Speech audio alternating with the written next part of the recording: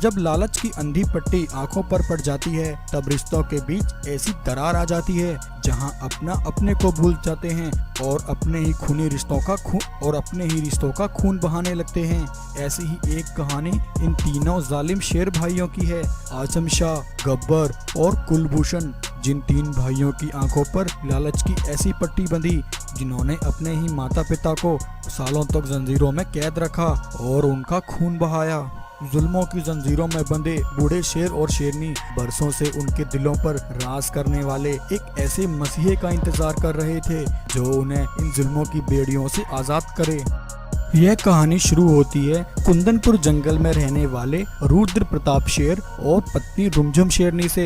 रुद्र प्रताप कुंदनपुर जंगल के राजा थे और पिछले कई वर्षों से कुंदनपुर जंगल पर राज कर रहा था। रुद्र प्रताप की पत्नी रुमझुम शेरनी गर्भवती थी। रुद्र प्रताप की जिंदगी में खुशी का दिन तब आया जब रुमझुम शेरनी ने एक साथ 3 बेटों को जन्म दिया। रुद्र प्रताप के तीनों बेटे पैदा होते ही अपने पैरों पर इस तरह खड़े हो गए और अपने पिता के सामने दहाड़ लगाने लगे। उनके मासूम चेहरे को देखकर रुद्र प्रताप की खुशी का ठिकाना ही नहीं रहा। एक दिन रुद्र प्रताप पत्नी रुमझुम के साथ जंगल की नील नदी के किनारे पानी पीने आया। जैसे ही रुद्र प्रताप पानी पीने के लिए आगे बढ़ा तभी उसे नदी में कुछ दिखाई दिया। उसने देखा एक मासूम सफेद शेर का बच्चा उस नदी में बहता हुआ चला जा रहा है। यह देखकर रुद्र प्रताप फौरन पानी में जाकर उस बच्चे को बाहर निकाल कर लाता है। तब रुद्र प्रताप अपने तीनों बेटों के साथ उस अनाथ सफेद शेर का भी पालन पोषण करता है और उस अनाथ मासूम सफेद शेर को अपने सगे बेटे जितना ही प्यार करता है। अब ऐसे ही कई वर्ष बीत जाते हैं। रुद्र प्रताप के बेटे अब बड़े हो जाते हैं। सबसे बड़ा बेटा आजम शाह, गब्बर और कुलभूषण तीनों भाई अपने पिता रुद्र प्रताप से कंधा मिलाकर चलने जितने जवान हो जाते हैं। उधर वह अनाथ सफेद शेर जिसका नाम रुद्र प्रताप ने बादल रखा था वह अपने बड़े भाइयों की तरह जवान और ताकतवर हो जाता है। जहां रुद्र प्रताप अपने चारों बेटों को एक जैसा सम्मान, रुतबा और प्यार करता था, वहीं उसके तीनों सगे बेटे अपने सबसे छोटे भाई बादल से मन ही मन ईर्ष्या करते थे, क्योंकि एक तो बादल अनाथ था, दूसरा उसका सफेद रंग होने के कारण जंगल में हर किसी को वह अपनी ओर लुभा लेता था। उसके सफेद रंग को देखकर जंगल का कोई भी जानवर बड़ी आसानी से बादल का दोस्त बन जाया करता था। इसी वजह से बादल अपने पिता रुद्र प्रताप का लाडला था। एक रात जब रुद्र प्रताप अपनी गुफा में सो रहे थे तब उसे एक सपना आया। अगली सुबह रुद्र प्रताप ने अपनी पत्नी रुमझुम को अपना सपना सुनाते हुए कहा, रुमझुम, कल रात मैंने एक सपना देखा। हमारा सबसे छोटा बेटा बादल इस जंगल का राजा बन गया है और वह सभी जानवरों की धन दौलत और खाने से मदद कर रहा है। जंगल के जानवर बादल के उपकारों को देखकर उसकी जयघोष कर रहे हैं। जंगल में हर तरफ उसके नाम के नारे लग रहे हैं। रुमझुम, मुझे लगता है हमारे पूर्वजों की कही गई बातें अब सच हो रही हैं। वह बात क्या है महाराज? हमारे पूर्वजों ने ऐसा क्या कहा था? रुमझुम, मेरे पिताजी और दादाजी दोनों ने ये बात कही थी कि मेरे भाग्य में एक अनाथ संतान को पालना लिखा है और वह अनाथ संतान ही आने वाले समय में इस जंगल की गद्दी को संभालेगी। रुमझुम, इसका मतलब मेरा ये सपना इस बात का संकेत कर रहा है कि अब वक्त आ गया है कि इस जंगल की गद्दी को उसकी असल वारिस को दे दिया जाए। अगले दिन रुद्र प्रताप जंगल में एक सभा आयोजित करता है और अपने सभी बेटों को भी वहां शामिल करता है।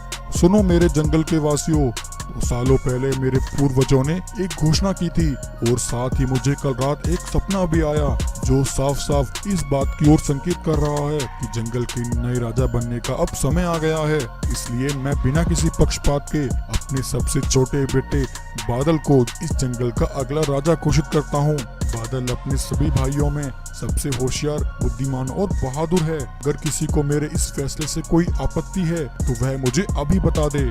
जंगल के जानवर रुद्र प्रताप की बात से सहमत होते हैं। महाराज, बादल आपका और हम सभी का प्यारा है। आपने बिल्कुल सही फैसला किया है। लेकिन जहाँ जंगल के सभी जानवर और रुद्र प्रताप बादल के राजा बनने से खुश थे, वहीं रुद्र प्रताप के इस फैसले से उसके अपने सगे बेटों की छाती पर सांप लौट जाते हैं। उनके सीने में धधकती ज्वाला भड़क जाती है। तीनों भाई गुस्से में एक साथ वहाँ से चले जाते हैं।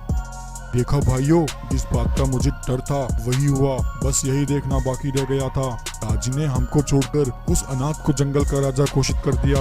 उन्हें हमारा एक बार भी ख्याल नहीं आया।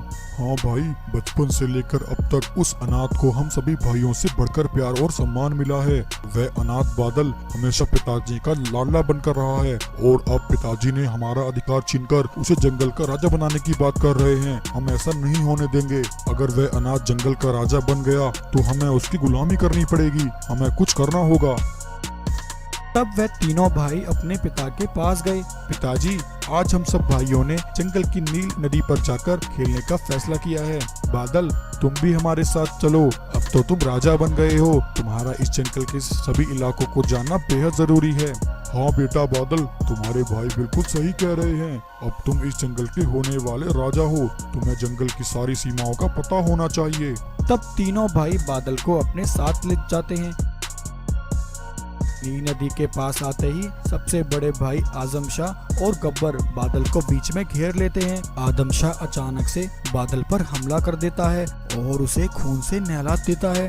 फिर तीनों भाई मिलकर खून से लथपथ बादल को नदी में धक्का देकर उसे पानी में बहा देते हैं। चलो भाई, एक मुसीबत से पीछा छूटा। अब ना रहा बांस और ना बजेगी बांसुरी। ऐसा कहकर वे तीनों भाई वहां से चले जाते हैं। लेकिन उस दिन उन्हें ऐसा करते हुए एक भालू देख लेता है। तीनों भाई अपने पिता रुद्र प्रताप के पास आकर उसे कहते हैं, पिताजी, हम चारों भाई नील नदी के किनारे खेल रहे थे, लेकिन अचानक से बादल न जाने कहां गायब हो गया। हमने उसे बहुत ढूंढा, लेकिन वह हमें कहीं नहीं मिला। अरे बेटा, ये तुम सब क्या कह रहे हो? तुम्हारा भाई बादल कहाँ जा सकता है? तुम्हें उसे अपने साथ लेकर आना चाहिए था। तुम सब यहीं रुको, मैं अपने बेटे को खुद तलाश करूंगा। ऐसा कहकर रुद्र प्रताप अपने बेटे बादल को नील नदी के किनारे जाकर ढूंढने लगता है। तभी रुद्र प्रताप को नदी के किनारे खून लगा दिखाई देता है। अरे, ये खून किसका है? आखिर यहाँ क्या हुआ है? तभी भालू भागता हुआ रुद्र प्रताप के पास आता है। महाराज, ये खून आपके बेटे बादल का है। आपके तीनों बेटे आजम शाह, गब्बर और कुलभूषण आपसे झूठ बोलकर बादल को यहाँ मारने के लिए लेकर आए थे।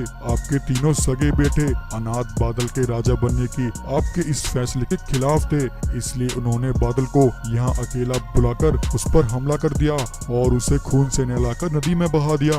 मैंने ये सब अपनी आंखों से देखा है महाराज। क्या ऐसा नहीं हो सकता? भालू, ये तुम क्या कह रहे हो? ये सब मेरे बेटों ने किया है। मुझे विश्वास नहीं होता। न जाने मेरा मासूम बेटा इस वक्त कहाँ होगा और किस हाल में होगा। उन्होंने मेरे बेटे की हत्या कर दी। मैं उन जालिमों को नहीं छोड़ूंगा। मैं इसी वक्त जाकर उन्हें जंगल में सबके सामने मौत की सजा सुनाऊंगा। ऐसा कहकर रुद्र प्रताप अपने जंगल वापस लौटा है। रुद्र प्रताप ने अपनी गुफा पर जाकर देखा, उसकी पत्नी रुमझुम को किसी ने पिंजरे में कैद कर रखा है। रुमझुम, तुम्हें यहाँ पिंजरे में किसने कैद किया? तभी इतने में रुद्र प्रताप के तीनों बेटे वहाँ आते हैं। गद्दारों, तो ये सब तुमने किया है। मुझे तुम्हारी सारी सच्चाई पता चल गई है। जंगल की गद्दी के लिए तुमने मेरे बेटे बादल की बेरहमी से हत्या कर दी। मैं तुम्हें नहीं छोड़ूंगा। हो। पिताजी, अब बस भी कीजिए। आपकी बूढ़ी हड्डियों में अब इतनी जान नहीं है कि आप हमारा मुकाबला कर सकें। आपने हमारे साथ धोखा किया। अपने सगे बेटों को छोड़कर आपने उस अनाथ बादल को हमारा जंगल सौंप दिया, इसलिए हमने उसे अपने रास्ते से हटा दिया है। ऐसा कहकर रुद्र प्रताप के तीनों बेटे अपने माता पिता को बंदी बना लेते हैं और उन्हें बंदी बनाकर एक जगह लाकर हमेशा के लिए कैद कर लेते हैं। और जंगल वापस आकर तीनों भाई आजम शाह, गब्बर और कुलभूषण जंगल में अपने राजा बनने का ऐलान कर देते हैं। अब कुछ वर्ष ऐसे ही बीत जाते हैं। जुल्मों की बेड़ियों में बंधे रुद्र प्रताप और रुमझुम शेरनी अपनी अंतिम सांसों की कामना कर रहे होते हैं कि अपने माता पिता को ही बेड़ियों में कैद कर सकता है और उनका खून बहा सकता है। अब तो भगवान से मेरी इतनी ही प्रार्थना है, हे भगवान, हमें इन जुल्मों से मुक्त कर दे और हमारी सांसें हमेशा के लिए बंद कर दे। लेकिन तभी उन्हें किसी के हलचल सुनाई लेकिन तभी रुद्र प्रताप और रुमझुम शेरनी को किसी के आने की हलचल सुनाई देती है। ये क्या, ये तो बादल है। बादल अपनी एक बड़ी सेना लेकर अपने माता पिता के पास आता है। माँ, पिताजी, सांसें आपकी नहीं, उन गद्दारों की बंद होने का वक्त आ गया है। रुद्र प्रताप और रुमझुम शेरनी अपने बेटे को जिंदा देखकर बहुत खुश होते हैं। बेटा बादल, तुम जिंदा हो। तुम्हें जिंदा देखकर बहुत खुशी हुई। हमने तुम्हारे जिंदा होने की आशा ही छोड़ दी थी। हमें माफ कर दो बेटा। मेरे सगे बेटों ने तुम्हारे साथ बहुत गलत किया। नहीं पिताजी, माफी तो उन गद्दारों को मांगनी होगी और उन्हें माफी भी नहीं मिलेगी। उन जालिमों ने मेरे माता पिता पर इतने सालों तक जुल्म किया और उन्हें यहाँ जंजीरों में जकड़ कर रखा। अब उनका हिसाब देने का वक्त आ गया है। तब बादल अपने सिपाहियों को लेकर अपने तीनों भाइयों के पास पहुंचता है। रुद्र प्रताप के तीनों बेटे बादल को जिंदा देखकर हैरान हो जाते हैं। तब बादल अपने सिपाहियों के साथ उन तीनों पर हमला करता है और उन तीनों को खून में नहला देता है। इस तरह बादल अपने माता पिता को जुल्मों की कैद से आजाद कराकर उनका बदला लेता है और जंगल का राजा बनकर हंसी खुशी फिर से अपने जंगल को संभालता है।